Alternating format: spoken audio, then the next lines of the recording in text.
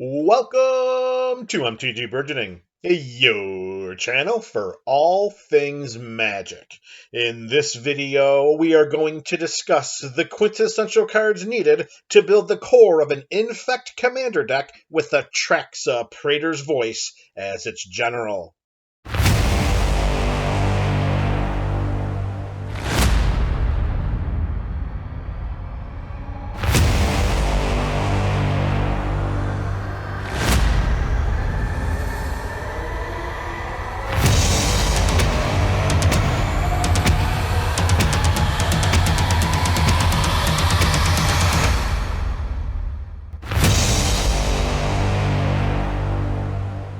Atraxa, Praetor's Voice, made her debut as the front-facing commander option in the Breed Lethality pre-constructed deck from Magic's 2016 Commander product.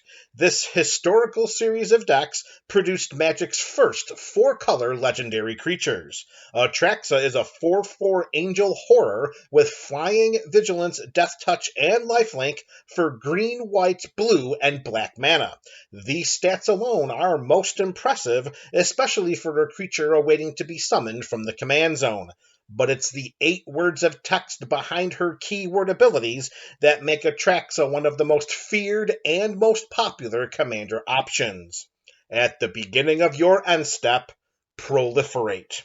For anyone who is unfamiliar with the proliferate mechanic or simply needs a refresher, when a player proliferates, they choose any number of permanents and or players and then gives each another counter of each kind already there.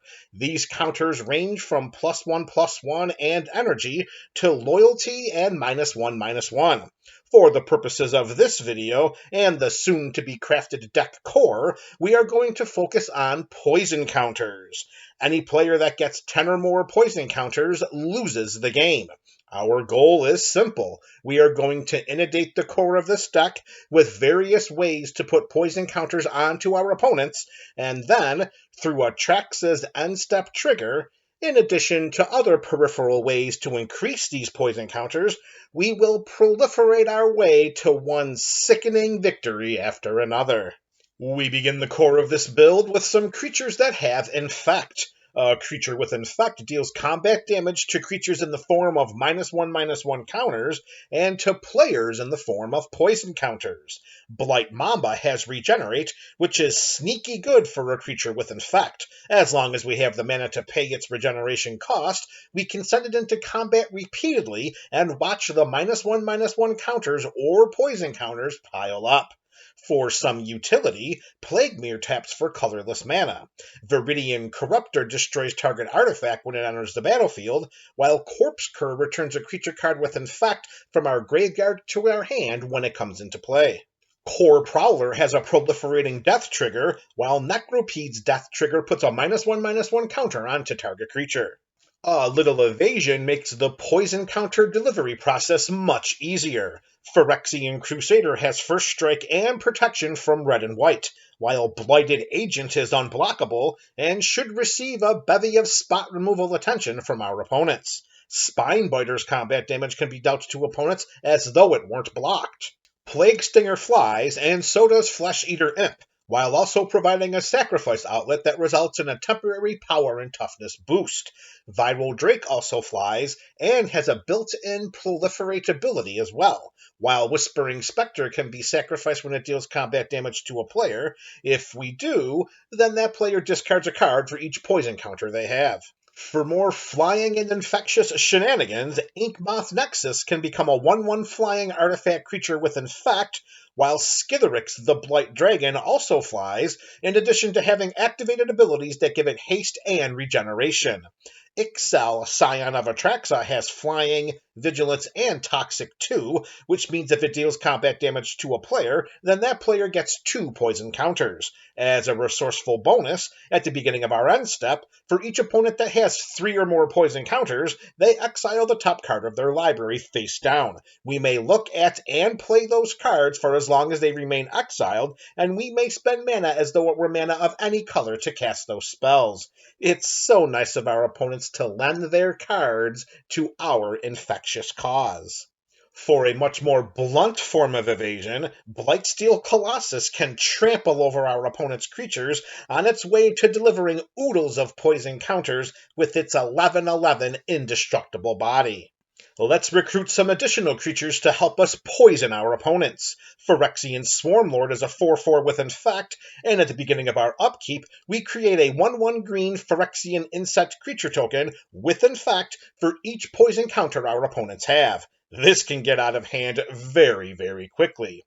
Instead of creating creature tokens with Infect, let's gain control of a creature on the battlefield and give it Infect with Corrupted Conscience. Depending on the quality of creatures on our opponent's sides of the battlefield, this aura could be game-ending. Speaking of creating tokens, at the beginning of our upkeep, Skrell's Hive creates a 1/1 colorless Phyrexian Might artifact creature token that can't block and has Toxic 1, which means if it deals combat damage to a player, that player gets a poison counter. If an opponent has 3 or more poison counters, then creatures we control with Toxic also have lifelink. Merrick's can create these same Phyrexian Mights, while White Sun's Twilight does the same, but also gains us X life, and if X is 5 or greater, then we destroy all other creatures. As opposed to giving poison counters to our opponents through combat, we can use other spells and effects that do so as well. Caress of Phyrexia has target player draw 3 cards, lose 3 life, and get 3 poison counters. This sorcery could serve us well under the right circumstances, and also can finish off an opponent if their poison count is high enough. Infectious Bite can be instant speed creature removal and gives each opponent a poison counter. Pheresis Outbreak does the same, but instead of targeting one creature for potential removal, it gives creatures our opponents control -1/-1 until end of turn for each poison counter its controller has. This spell easily could leave our opponent's battlefields barren, which would give our creatures an easy path straight to Poison Counter City. Population? Our opponents. When Ichor Rats comes into play, each player gets a poison counter. Yes, we get a poison counter too, but unless an opponent also is playing Infect or has a Proliferate-themed deck, then we should be okay poisoning ourselves. Still, caution must be exercised when deciding to cast this spell. Reaper of Sheoldred also has Infect, and whenever a source deals damage to it, that source's controller gets a poison counter. This Phyrexian horror can act as a combat deterrent for our opponents, or, with its beefy toughness of 5, can be sent into combat comfortably while most likely delivering 1 to 2 poison counters each time while doing so. Speaking of combat deterrents, Norn's Decree gives an opponent a poison counter if 1 or more creatures they control deal combat damage to us, but also rewards any player for attacking a player that's poisoned by allowing the attacking player to draw a card. It's generally not in our nature to help our opponents, but we are poisoning them to death, so I suppose a card here or there helps them to feel just a little bit better about it. Venerated Rot Priest has Toxic 1, and whenever a creature we control becomes a target of a spell, target player gets a poison counter. Notice the text here. The poison counter ability triggers when any spell targets it, not just our opponents. Hand of the Praetors has Infect, provides an Anthem effect for other creatures we control with Infect, and whenever we cast a creature spell that has Infect, target player gets a poison counter. This is a safe and economical way of knocking an opponent out of the game if their poison count is high enough. There are even some planeswalkers that can be utilized for the purposes of poisoning our opponents.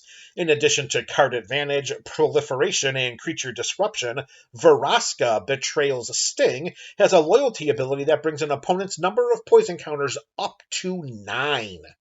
Johnny, Sleeper Agent, has activated abilities that include card advantage, creature enhancement, as well as an emblem that gives target opponent 2 poison counters whenever we cast a creature or a planeswalker spell. Each time any number of counters are put onto creatures or players, Vorinclex, Monstrous Raider, puts twice that many counters on that creature or player instead. As a bonus, Vorinclex protects us from our opponents by halving the number of counters they put onto permanents or players, which is particularly helpful if we are facing any Mirror Infect decks while sitting at the EDH table. As long as each of our opponents have at least one poison counter through Atraxa's end-step trigger and any of the following proliferation spells and effects, it's only a matter of time until we end the game. For some one-and-done proliferate effects, we can cast Contentious Plan and Tezzeret's Gambit while also drawing cards. When Glistening Sphere comes into play, we proliferate, and we should have no trouble tapping to add 3 mana of any one color through this artifact's corrupted ability. Unbounded Potential gives an Entwine option to put a +1/+1 counter on each of up to 2 target creatures. Tying utility effects to our proliferation spells speeds up the game clock for our opponents. Smell Fear and Drown in Ichor provide potential creature removal, while Expand the Sphere allows the option of putting up to 2 lands onto the battlefield or proliferating up to 2 times instead. For repeatable sources of proliferation, Thrumming Bird and Grateful Apparition are both 1/1 flyers that proliferate whenever either does combat damage to a player. Bloated Contaminator does the same, except it's a 4/4 trampler with Toxic 1 instead. Whenever a creature equipped by Sword of Truth and Justice deals combat damage to a player, we put a +1/+1 counter on a creature we control and then proliferate. Contaminant Grafter is a 5/5 with Trample and Toxic 1, and whenever one or more creatures deal combat damage to one or more players, we proliferate. There are numerous peripheral proliferate effects that reward us for engaging in some of the fundamental aspects of playing a game of Magic. Tainted Observer is a 2/3 flyer with Toxic 1, and whenever another creature enters the battlefield under our control, we may pay 2. If we do, then we proliferate. Whenever a land enters the battlefield under our control, Evolution Sage proliferates. Flux Channeler does the same whenever we cast a non-creature spell, while Inexorable Tide triggers whenever we cast any spell. Karn's Bastion has a repeatable proliferate ability that can be activated by paying 4 mana and tapping it. Contagion Clasp and Contagion Engine do the same, except the Engine proliferates twice. Both the Clasp and the Engine have respective Enter the Battlefield triggers that put a -1/-1 counter on target creature, or a -1/-1 counter on each creature target player controls. We also can proliferate by tapping Staff of Completion and paying 3 life. This artifact's other abilities cost varying amounts of life, whether it's destroying target permanent we own, adding 1 mana of any color, drawing a card, or untapping the staff. Whenever we proliferate, Tekythal Inquiry Dominus allows us to proliferate twice. This video provided a blueprint for building the core of an Infect commander deck around Atraxa, Praetor's Voice as its general.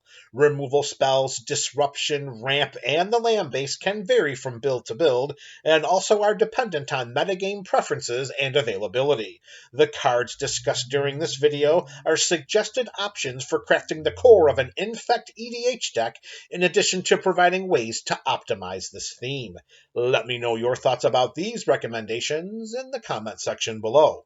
This is MTG Burgeoning, your channel for all things Magic.